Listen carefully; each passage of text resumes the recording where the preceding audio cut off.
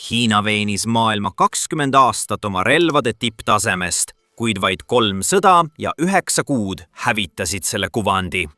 Pakistan, Venezuela, Tai, Iran. Need riigid kulutasid miljardeid Hiina rakettidele, radaritele ja hävituslennukitele kaitseks. Riigid, kes uskusid Pekingi lubadusi poole hinnaga ja läänega võrdväärsete relvade kohta, ebaõnnestusid iga kord konfliktis. Iraanist sai suurim ohver mitte ainult korra, vaid 2 korda 1 aasta jooksul. Teine kord oli hullem. 28. veebruaril 2026 kell 9 pidi ülemjuht Ali Khamenei kohtuma Teheranis sõjaliste ja luurenõunikega. Ta ei teadnud, et Mossad ja CIA olid sellest juba teadlikud. Sel ajal, kui ta valmistus, liikusid USA ja Iisraeli väed juba. Mitte ainult Teherani, vaid samaaegselt üle 20 Iraani 31 provintsist. USA ja Iisraeli väed ründasid 60 minuti jooksul sõjalist infrastruktuuri, tuumarajatisi, raketibaase, islami revolutsioonikaardi komandöre ja hoonet, kus olid Khamenei ja tema nõunikud. Iraan kinnitas lõpuks, et nende kõrgeim juht ja umbes 40 kõrgemat komandöri on surnud. Oleme näinud palju luurearuandeid ja ohvrite väiteid, kuid vähe on teada Iraani õhutõrjevõrgustiku juhtunust. Me teame, et enamik, kui mitte kogu võrgustik hävitati, aga kas nad üldse vastasid? Tõenäoliselt mitte. Sama oli ka esimesel korral. 13. juunil 2025 alustas Iisrael operatsiooni Tõusev lõvi, saates üle 200 hävituslennuki, sealhulgas F-35 varghävitajad, F-15 ründelennukid ja F-16 5 järjestikuses laines Iraani õhuruumi. Järgmistel päevadel alustasid Ameerika Ühendriigid rünnakuid operatsioonis Kesköö haamer. 7 B-2 Spirit varkpommitajad startisid Missouri osariigis asuvast Whitmani õhuväebaasist, heitsid 14 massiivset läbistavat punkripommi Iraani maa-alustele tuumarajatistele ja lendasid seejärel tagasi koju. 12 päeva pärast polnud Iraanil enam toimivat õhutõrjevõrku. Võiks arvata, et see toob kaasa tõsise vestluse tarnijatega, eks? Nii läkski. Tarnija süüdistas hoopis ostjat, väites, et Iraani operaatorid ei osanud nende maailmatasemel süsteeme kasutada. Kuid see polnud isegi halvim. Mõni päev pärast 2025. aasta juuni relvarahu lendas Iraani kaitseminister koos paari teisega Pekingisse, et Hiinast relvi osta. Mõtle, mida ma just ütlesin. Iraan nägi kogu oma õhutõrjevõrgu süstemaatilist hävitamist. Hiina alandas neid avalikult, kuid nad tahtsid ikka Pekingist relvi osta. Ausalt öeldes ei oska ma seda otsust seletada, aga asja teeb veelgi kummalisemaks see, et umbes samal ajal otsis Iraan uusi Hiina seadmeid. Hiina pidi tegelema uue piinlikkusega Pakistanis, kus kuu varem hävitas India operatsiooni Sindur käigus mitu Hiina radarit ja raketisüsteemi. See 4-päevane sõjaline kokkupõrge toimus 2025. aasta mais ja Pekingi vastus sellele läbikukkumisele polnud mitte oma süsteemide probleemide tunnistamine. Nad ütlesid, et Pakistani operaatoritel puudus professionaalsus. Ja Myanmari uudisteportaali Misima andmetel avaldas Peking isegi survet Islamabadile, et see varjaks või hävitaks tõendid HQ-9B läbikukkumiste kohta, kartes, et salvestised kahjustavad nende kaitsetööstuse ekspordiäri. 2025. aasta juuliks oli Iraan mitme kaitsearuande kohaselt saanud Hiinast HQ-9B kaugmaa õhutõrje raketisüsteemid relvade ja naftavahetustehingu raames. Süsteemid paigutati väidetavalt tuumarajatiste ja juhtkonna kaitseks Natanzis, Fordaus, IRGC baasides ning Teherani ja Isfahani ümbruses. Me teame täpselt, kuidas see lõppes. Aga miks need riigid üldse jätkuvalt Hiina poole pöörduvad? Viimase 20 aasta jooksul on Hiina kaitsetööstus kiiresti kasvanud ja vallutanud turud Aasias, Aafrikas ja Lähis-Idas. Ostjateks olid riigid, kes ei saanud endale lääne relvi lubada või keda piirasid sanktsioonid ja embargod, näiteks Iraan ja Pakistan, kellel polnud valikut. Iraan on alates 1979. aasta islamirevolutsioonist olnud karmide lääne sanktsioonide all. Varem kasutas nende sõjavägi Ameerika ja Euroopa varustust. Iraani käsutuses olid isegi oma aja tipptehnoloogilised F-14 Tomcat hävitajad. Iisraeli õhurünnakud tabasid eelmisel nädalal Isfahani 8. taktikalist hävitajate baasi, kus asub kogu Iraani F-14 lennukipark. Iisraeli kaitsevägi teatas 8. märtsil, et hävitas seal järele jäänud Tomcat lennukid. Satelliidipildid näitasid, et hävitati vähemalt 2-3 F-14 lennukit maapinnal. Pärast 1979. aasta islamirevolutsiooni lagunesid suhted läänega kiiresti. Venemaa oli tehniliselt valik, kuid Iraani juhid ei usaldanud Moskvat täielikult. Vene relvad olid sageli kallid ja mitteusaldusväärsed. Hiina astus mängu, pakkudes Venemaast madalamaid hindu ja väites, et nende tehnoloogia on sama hea või parem. Teheran jäi Hiina relvadega seotuks. Pakistani olukord on sarnane.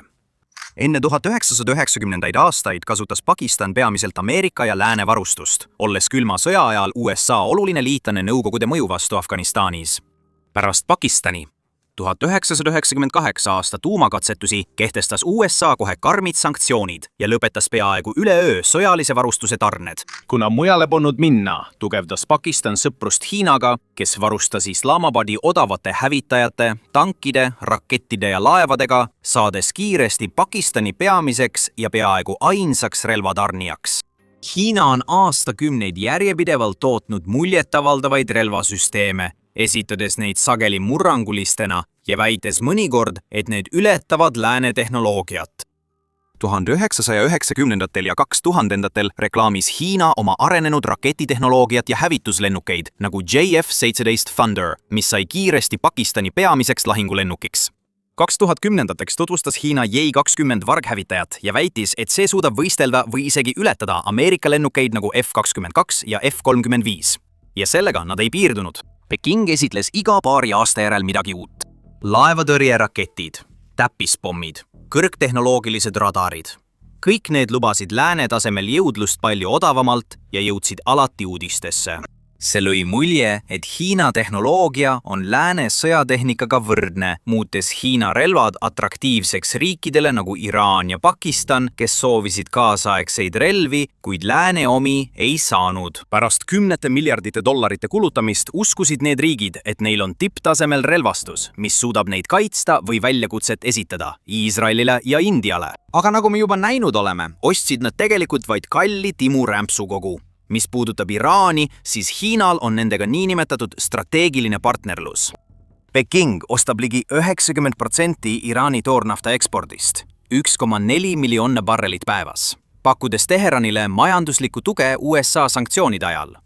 Hiina tõi Iraani BRICS-i. See viis Iraani Shanghai koostööorganisatsiooni ning Hiina ettevõtted rajasid seal sisemise jälgimise süsteemi. Peking oli aastaid Iraani diplomaatiline tugi, majanduslik selgroog ja ainus suurriik, kes ÜROs järjepidevalt lääne resolutsioone Teherani vastu blokeeris. USA ja Iisrael tapsid ajatolla, kuid üle 2 nädala hiljem pole Hiinat ikka näha. Hiina välisminister Wang Yi helistas Vene kolleegile ja nimetas Iraani ülemjuhi tapmist avalduses vastuvõetamatuks. See oligi kogu Hiina vastus. Võrrelge seda USA tegevusega Ukraina heaks.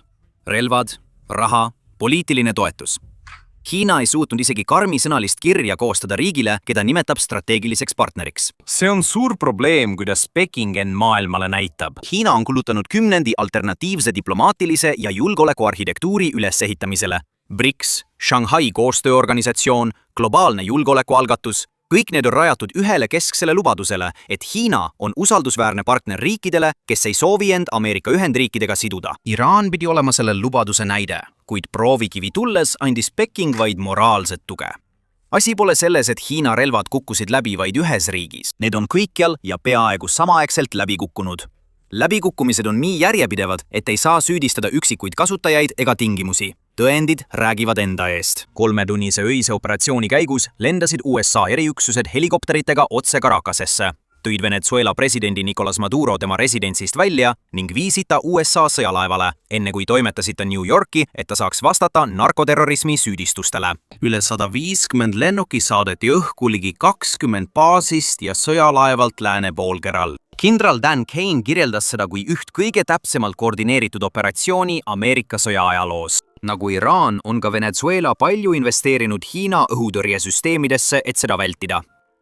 Riik kasutas mitut Hiinas toodetud JOI-27A vargtehnoloogia vastast radarit, mida Peking reklaamib kui võimelisi tuvastama F-22 ja F-35 lennukeid enam kui 150 miili kauguselt.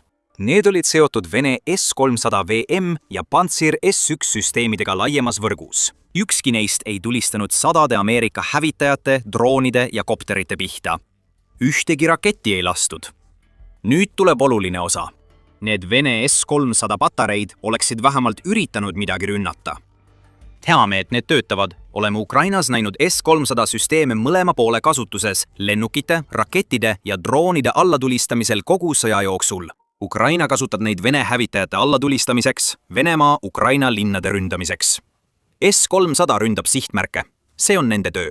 Probleem Venezuelas polnud Vene tehnika, vaid selle ühendamine otse Hiina radarivõrkudega. JV-27A eesmärk oli olla süsteemi silmad, tuvastades varghävitajad varakult, et suunata nende pihta raketid. Peking väitis, et suudab tuvastada F-35 lennukeid 300–500 kilomeetrit kauguselt, mille eest Venezuela maksis. USA väegede 3 tunni jooksul Venezuela õhuruumis JV-27A midagi ei tuvastanud. EA-18G Growleri elektroonilise sõjapidamise lennukid segasid radarivõrgu enne sihtmärkide tuvastamist. Lõpuks lendasid erioperatsioonide kopterid otse Maduro residentsi juurde ja toimetasid ta otse USA-sse. Yu Zongchi, Taiwani erru läinud kindralmajor ja endine riigikaitseülikooli poliitilise sõjapidamise kolledži juht ütles, et Hiina süsteem näeb paberil kaasaegne välja, kuid laguneb tegelikus lahingus. Tai ja Kambodža olid peaaegu pool aastat olnud piirikonfliktis vaidlusaluse ala pärast. Detsembris aset leidnud uute lahingute ajal saatis Tai kuninglik armee Norinco Hiinas toodetud V-24 põhilahingutankide rindele. Tankitoru plahvatas. Tai armee asepressiesindaja kolonel Litsa kinnitas juhtunu ja ütles, et 3 meeskonnaliiget said põletushaavu ja põrutusi. Tai kuninglik armee alustas põhjalikku tehnilist uurimist ja see, mida nad avastasid, polnud sugugi ilus. National Interest teatas, et toru purunes umbes 40% juures selle eeldatavast elueast. 40%. Selle hukutava numbri mõistmiseks on vaja natuke tausta. Abrams M1A2 tankitoru peab vastu umbes 500–700 lasu sõltuvalt laskemoonast ja sageli kasutatakse need piirid ära või ületatakse. Leopard 2 tankid on samas suurusjärgus. Ka Vene T-72 ja T-90 torud, mis töötavad raskemates tingimustes ja saavad vähem hooldust, kestavad tavaliselt oma eluea. VT-4 toru kestab umbes 500 lasku ja see on pigem alampiir, kuid purunenud toru andis järele ligi 200 lasuga. See polnud isegi Tai tankide ainus probleem. Kohe pärast tankide saabumist teatasid meeskonnad probleemidest torni pööramissüsteemi, tulejuhtimissüsteemi töökindluse ja mootoritega. Meeskonnad märkisid, et külgsoomus on nõrk ja torni pöörlemine liiga aeglane dünaamiliseks lahinguks. Aussuse huvides maksab V-24 umbes poole vähem kui Leopard 2 või Abrams, $4–5 miljonit võrreldes läänetankide 8–10 miljoniga. Ja võib-olla mõtled, et saad seda, mille eest maksad. Pool hinnast tähendab mõnes kohas järeleandmisi, mis on mõistlik kompromiss, kuid toru ei kestnud isegi poolt oodatud tööeast. See purunes 40% juures 500 lasust, seega allapoole. Tai meeskonnad juhtisid juba alguses probleemidele tähelepanu, kuid neid ei võetud tõsiselt enne, kui lahingus toru lõhkes. Tänaseni pole Hiina ametnikud VT-4 toru probleemidest ega riketest midagi teatanud.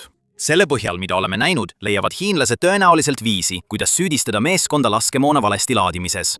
Myanmar oli Pakistani ja Hiina ühiselt arendatud 4. põlvkonna hävitaja JF-17 Thunderbird esimene ekspordiklient. Myanmar sõlmis lepingu 2016 ja sai esimese lennuki 2018. Kõik lennukid olid 4 aasta jooksul maas. Rikete nimekiri oli piinlik. Tiivaotste ja relvakinnituste praod. Hiinas toodetud KLI-7 süsteemide pidevad radaririkked, mootoriprobleemid ning relvastusarvutirike, mis sõna otseses mõttes vähendas õppustel kaugmaa õhk-õhk rakettide lasketsoone. Nende lennukitega lendamine oli eluohtlik, rääkimata lahingutest. Myanmari sõjaväehunta saatis Islamabadile karmi sõnumi, nõudes vastutuse võtmist. Pakistan saatis tehnilised meeskonnad 2022 aasta septembris ja uuesti 2023, kuid nad ei suutnud probleemi lahendada. Hanta oli nii raevunud, et kindral Min Aung Hlaing tõstatas selle teema isiklikult Pakistani peaministri Shahbaz Sharifi ja armeejuhi kindral Asim Muniri ees. Mõtle korraks. Sõjaväelise diktatuuri juht, keda ei peeta diplomaatiliseks, kurtis isiklikult Pakistani 2 kõrgeimale ametnikule katkiste hävituslennukite üle. Kui see ei aidanud, pidi Hiina sekkuma. Hiina saadik lendas Neipierasse mitte seetõttu, et nad oleksid hoolinud Myanmari õhuväest, vaid seetõttu, et JF-17 on Hiina kaasarendatud projekt ning selle maine globaalsel eksporditurul hakkas kahju kannatama. Peking pidi enne kuulujuttude levikut olukorra kontrolli alla saama. Myanmari õhuvägi loobus JF-17-st ja kasutas kodusõjas MiG-29, Jak-130 ja K-8 lennukeid. Hunta pole nõustunud alustama uusi läbirääkimisi asenduslennukite hankimiseks Pakistanist. Pärast seda, mis juhtus Pakistani enda õhuväega India vastu, kas neid saab süüdistada? Kõige hullem on see, et isegi Nigeeria koges sama. 2025 aasta lõpuks oli kogu nende JF-17 lennukipark maa peal. 2023 aasta novembris sõimis Lagos lepingu Leonardo ettevõttega 24 M346 FA ründelennuki ostuks. Seega on Pakistan kogu JF-17 lennuki ajaloo jooksul eksportinud seda täpselt 3 riigile. 2 neist on juba loobunud. 3. sai need alles mõni kuu tagasi ja tulemus on näha. Lõpuks on pilt ühtlane. Eita kõike, süüdista teisi. Thai kasutas tanke valesti. Myanmar ja Nigeeria ei hooldanud hävitajaid. Venezuela probleem oli Vene patareide usaldamine. Pakistani operaatorid polnud piisavalt välja õpetatud. Probleem pole kunagi relvades. Kunagi pole süüdi tootja, alati on süüdi klient. Iga kord.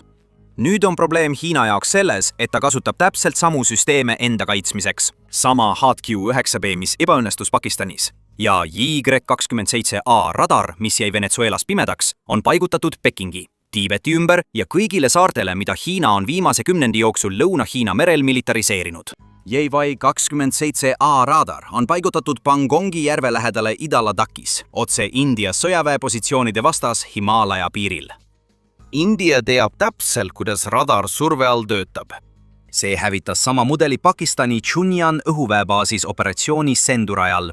Ta teab segamissagedusi, reageerimisaegu ja pimedaid tsoone. Mõtle, mida see tähendab India relvadele, eriti Brahmos raketile. Ülehelikiirusega tiibrakett, mis lõpus lendab vaid 5 meetri kõrgusel. Lisaks ei lenda see sirgjoonaliselt. Maismaal kasutab see sinu vastu maastiku tegeliku kuju, hoides orge, nõlvu ja harju, kasutades looduslikke takistusi, et jääda kaugemal asuvate radarite eest varjatuks. See teeb seda Mach 3 kiirusel ehk umbes kilomeeter sekundis. Mach 3 kiirusel radarite eest varjus olev rakett jätab kaitsjatele reageerimiseks vaid sekundid. Paramos teeb viimastel sekunditel ootamatuid külg- ja vertikaalmanöövreid madalal lennates, muutes radariga jälgimise ja tulejuhtimise keerulisemaks. Kui HQ-9B HT-233 radar sihtmärgi tuvastab, on rakett juba haaramisaknas. Ja see on enne, kui arvestada India elektroonilise seapidamise platvorme, mis segavad neid radareid juba enne, kui patareid suudavad lukustust saavutada.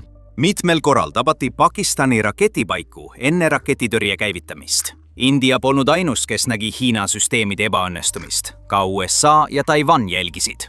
Nad jälgisid sama sündmust Venezuelas 2026 jaanuaris ja 6 nädalat hiljem Iraanis.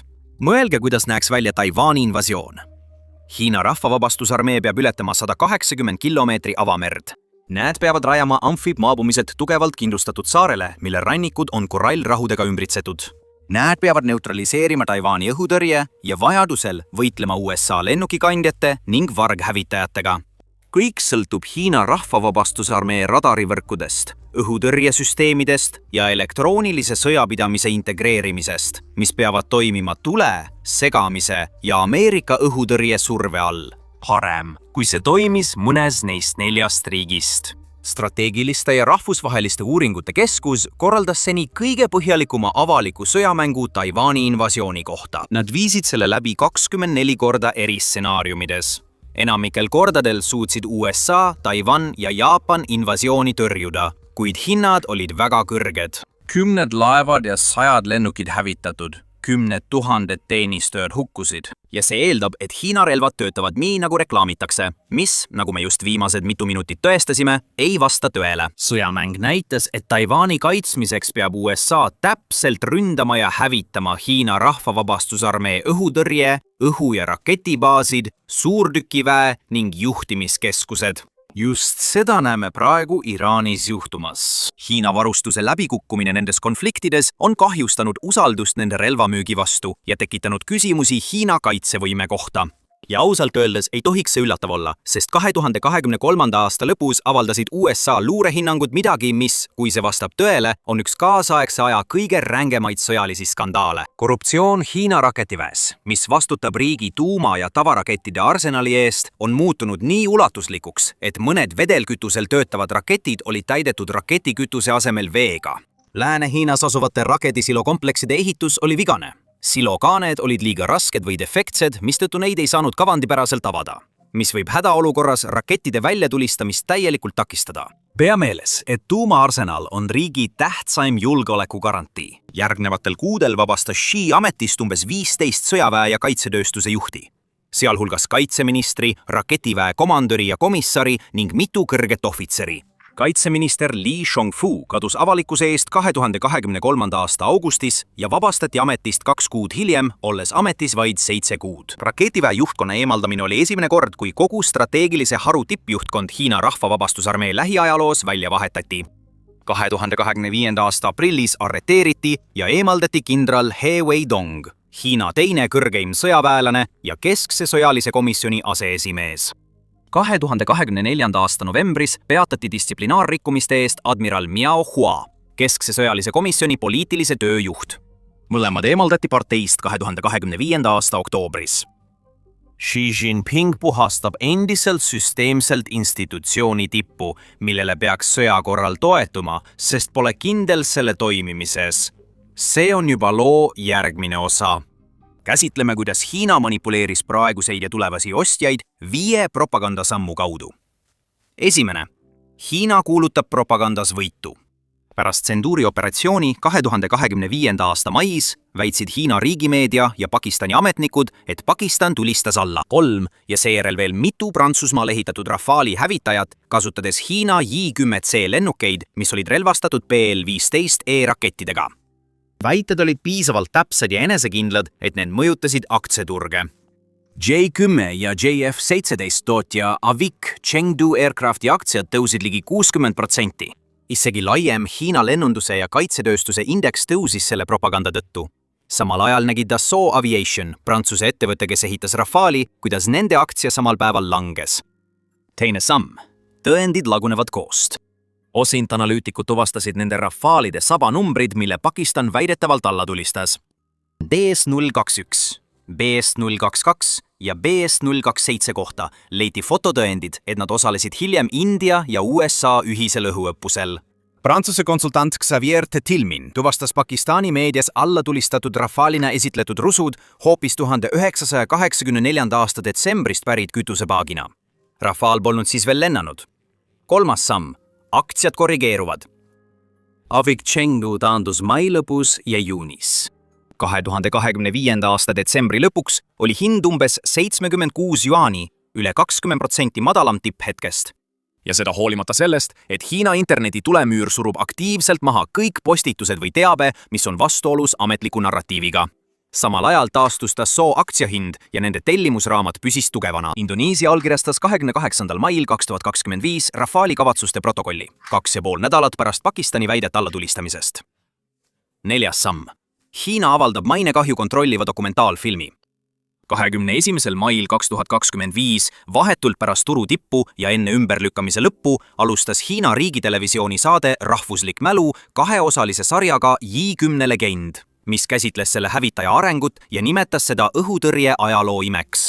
See oli suunatud otse oma enda kodanikele, kes ümberlükkamist nagunii kunagi ei näeks. Sam 5. Süüdistage klienti. Mõistes, et ta ei suuda kontrollida teabelevi väljaspool Hiinat, nii nagu siseriiklikult, kasutab ta viimast võimalikku käiku. Tegelikult ootame me endiselt Hiina vastust, et näha, mis juhtus süsteemidega, mille Iraan ostis vaid mõni kuu tagasi. Kuid ülemaailmne relvaturg ei jää seda ootama. SIPRI 2026. aasta märtsi edetabeli järgi on Hiina nüüd maailma 5. suurim relvaeksportija, moodustades 5,6% relvakaubandusest. Saksamaa tõrjus Hiina 4. kohalt, mille osakaal oli 5,7%. SIPRI 100 suurima relvaettevõtte raportis selgub, et 8 jälgitava Hiina ettevõtte tulud langesid 10%. Norinco, tankide ja relvade tootja, kelle V24 toru plahvatas Tais, teenis 31% vähem tulu. Pakistan kaalub Türgi Siberi õhutõrjesüsteemi ebaõnnestunud HQ-9B asemele.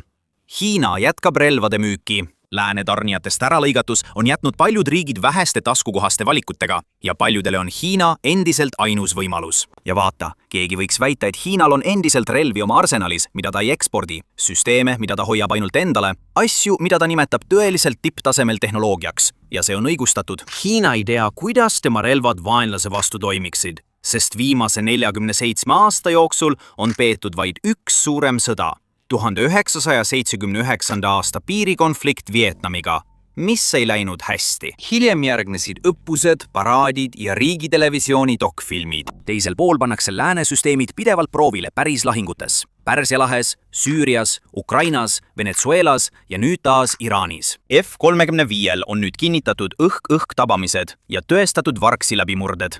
Brahmos on hävitanud sihtmärke päris sõdades. EA-18G Growler on viimase aasta jooksul maha surunud radarivõrke 3 riigis. Hiina süsteemid said oma esimesed tõsised päriselutestid aastatel 2025 ja 2026. Tulemus on käes ja see on nii halb, kui olla saab.